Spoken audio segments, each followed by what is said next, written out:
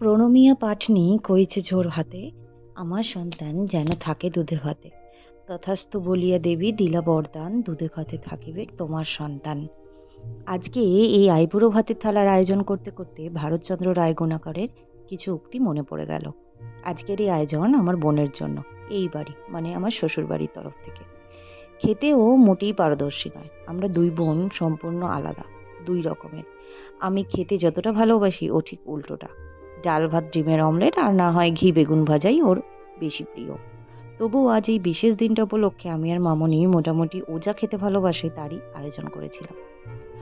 ওর আবার মামনির হাতে রাজমা খুব প্রিয়, তাই মেনুতে ছিল ফ্রাইড রাইস, ভেজ ডাল, 5 রকম ভাজা, মানে বেগুন আলু কুমড়ো ফুলকপি আর মাছ ভাজা, এরপর রাজমা, দই কাতলা, চিকেন কষা, চাটনি, পাঁপড়, দই আর মিষ্টি।